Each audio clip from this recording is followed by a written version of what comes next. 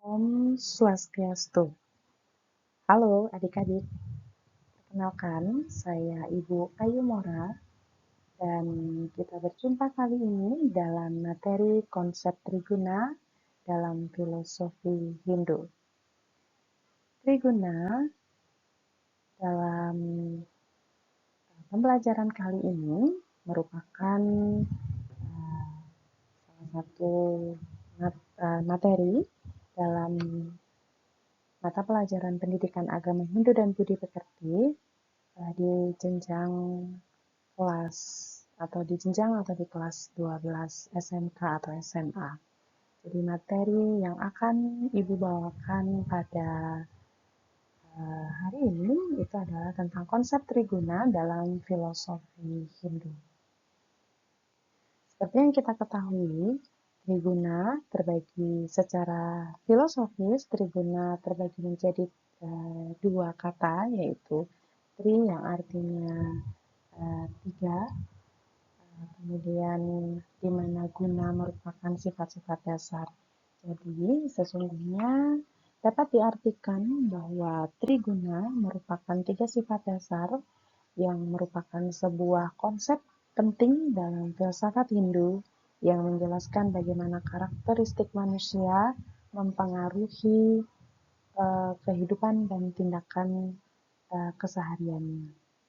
Di mana seperti yang kita ketahui, keseimbangan antara ketiga guna ini yaitu satuan, rajas, dan tamas adalah kunci untuk mencapai keharmonisan dan dalam suatu pencerahan. Baik, bila berbicara perihal tentang triguna yang utama, yang seperti kita ketahui bahwa triguna terbagi menjadi tiga bagian, yaitu sifat satuan, rajas, dan tamas. Sifat satuan merupakan sifat tenang, bijaksana, dan sifat-sifat baik. Kemudian sifat rajas merupakan satu sifat yang ambisius, aktif, dan emosional. Kemudian sifat tamas itu sendiri merupakan sifat yang malas, kemudian sifat ketidaktahuan, dan kegelapan. Baik, kita akan membahas sifat satuan terlebih dahulu. Satwa atau satuan berasal dari kata sat dan tua, yang dimana sat berarti benar dan tua berarti sifat atau memiliki sifat. Satuan berarti mempunyai sifat yang benar. Di sini berarti sifat yang ringan bagi benda dan sifat yang baik bagi makhluk hidup. Dalam kehidupan manusia, apabila kecenderungan kepribadiannya dominan satuan, seseorang disebut sebagai seorang Satwika Waikerta. Kemudian yang kedua, sifat rajas atau raja. Berasal dari kata raj yang berarti mengendalikan. Raj berarti bersinar. Layaknya seorang raja berarti mengendalikan. Jadi, arti dari kata rajas dalam triguna ini berarti sifat yang menjadi penggerak dari segala benda yang ada di alam semesta, dan bagi makhluk hidup berarti sifat yang memberikan kekuatan untuk mengerjakan sesuatu atau kekuatan yang menyebabkan makhluk hidup aktif di dalam kehidupannya. Kecenderungan sifat-sifat seseorang yang dominan rajas disebut dengan rajasika taijasa. Berikutnya yang ketiga adalah sifat tamas, di mana berasal dari akar kata tam yang berarti susah atau gelap. Sehingga tamas memiliki arti sifat yang menyebabkan segala makhluk di dalam kegelapan dan kemalasan. Bagi benda mati, tamas ini berarti sifat yang menyebabkan benda itu lamban atau statis. Lalu bagaimana dengan manusia? Pada kehidupan seseorang yang dominan, sifat tamas ini disebut dengan tamasika buttadi. Jadi, pada makhluk hidup, sifat satuan sifatnya adalah baik, jernih dan terang, kemudian sifat rajas aktif dan penuh gerak, tamas sifatnya kasar, berat, dan gelap. Karakter ataupun wujud dari segala sesuatu yang bersifat maya ini ditentukan oleh ketiga guna tersebut dalam presentasi yang berbeda-beda dan terjalin erat satu sama lainnya. Sehingga dalam ajaran agama Hindu ada baiknya keseimbangan triguna yaitu satuan rajas dan tamas harus dijalani dengan amat sangat seimbang. Baik dalam sifat satuan yaitu pemahaman, mengenali dominasi guna dalam diri sendiri, kemudian seimbang yaitu menjaga keseimbangan antara ketiga guna dan kemudian pengembangan di mana meningkatkan sifat-sifat positif dan mengurangi sifat-sifat. Lalu bagaimana cara mengupayakan menyeimbangkan triguna dalam kehidupan sehari-hari? Kita akan memulai dari sifat satwa. Seperti yang sudah dibahas tadi, bahwa sifat satwa merupakan sifat yang tenang, kemudian baik, dan bijaksana. Dalam sifat satwa, pikiran itu harus selalu jernih, kemudian bebas dari kebingungan. Dan seseorang yang memiliki sifat satwa hendaknya mampu untuk memahami suatu kebenaran dan memberikan solusi yang lebih bijaksana lagi. Sehingga sikap altruistik, peduli terhadap sesama dan menyebarkan kebahagiaan merupakan salah satu sifat kebaikan dalam ajaran satwa itu sendiri. Selanjutnya adalah sifat rajas. Sifat rajas ini seperti yang sudah dibahas tadi, bahwa sifat rajas ambisius, aktif, dan penuh dengan emosi. Selayaknya seorang raja yang mengendalikan kerajaannya, memimpin kerajaannya dengan amat sangat baik. Lalu bagaimana dengan sifat tamas? Ya, sifat malas, penuh dengan kegelapan dan ketidaktahuan. Di sini, Ibu akan membahas tentang upaya menyeimbangkan triguna di dalam kehidupan sehari-hari. Yang perlu kita kenali, cenderung yang dapat timbul dalam kehidupan pribadi, keluarga, dan masyarakat, bangsa, serta negara. Yang dimana berikut merupakan upaya menyeimbangkan sifat-sifat triguna itu. Di antaranya, yang pertama, berlatihlah memiliki pikiran satwika seperti jujur, bebas, kelembutan, kekuatan, keagungan, ketangkasan, kehalusan, dan keindahan. Yang kedua,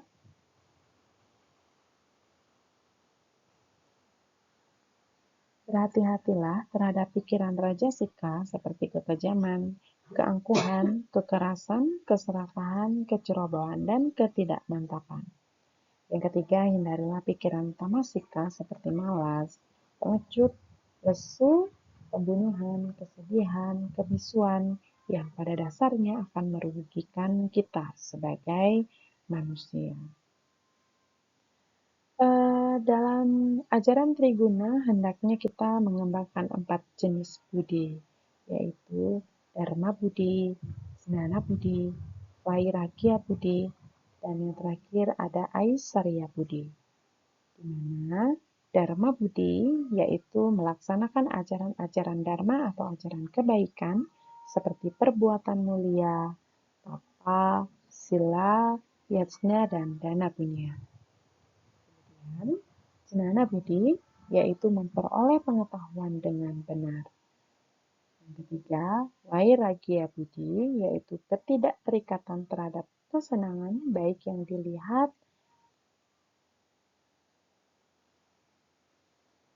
maupun yang didengar, termasuk keterikatan pada badan yang sehat. Berikutnya, Aisarya Budi, yaitu keseimbangan dalam kesenangan, boga yang kita kenal dengan istilah boga, dan kesenangan kecil upaboga, dan kesenangan besar yaitu boga. Nah, bagaimana kita mengenali guna yang dominan? Cara-cara kita mengenali ajaran Triguna yang lebih mendominasi dalam diri kita sendiri. Yang pertama yang harus kita lakukan adalah introspeksi terhadap diri kita sendiri. Memahami karakteristik diri kita sendiri.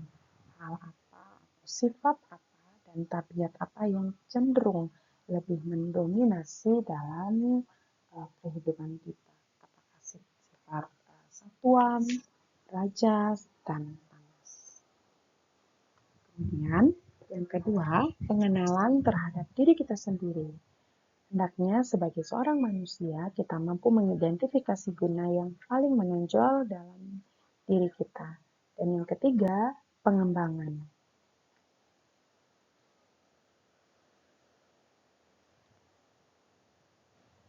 Yang dimaksud dengan pengembangan adalah bekerja untuk meningkatkan sifat-sifat yang positif. Oke.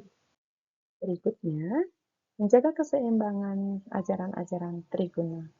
Hendaknya mampu kita gunakan atau mampu kita lakukan sebuah praktek meditasi di mana kita melakukan yoga dalam kehidupan kita.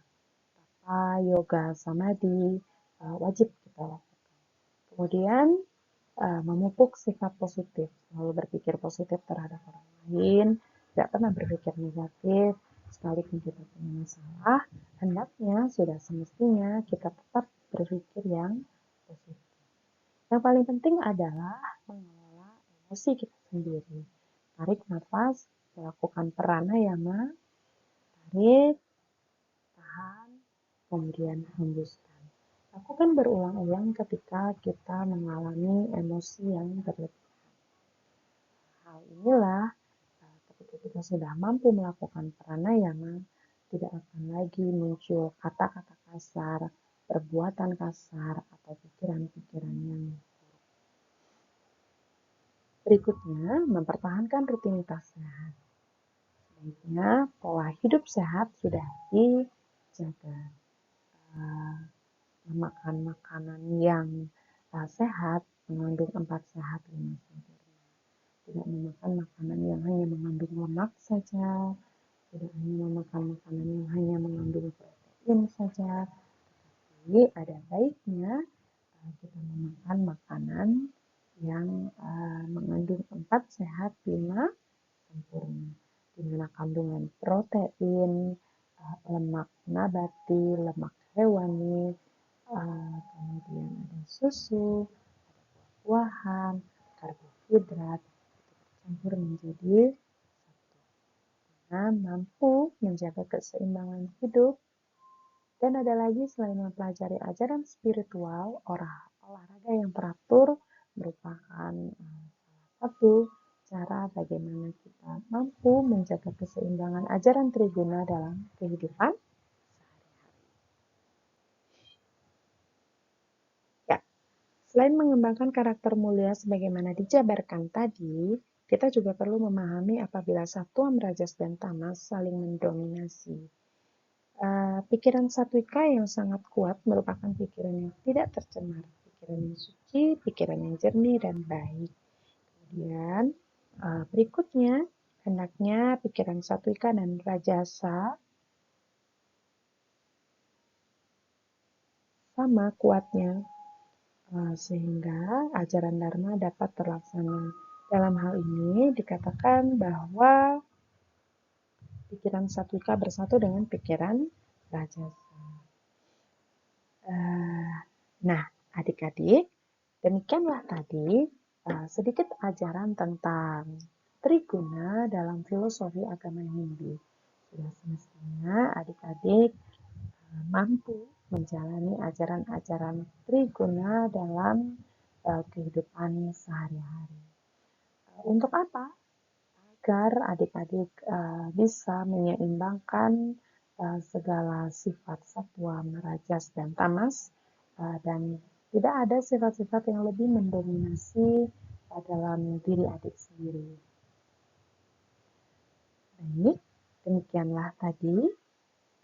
Ibu akhiri pertemuan kita kali ini dalam materi Triguna dalam filosofi Hindu. Kita akan berjumpa lagi dalam materi yang lainnya. Semoga berkenan dan terima kasih. Om Santi Santi Santi Om.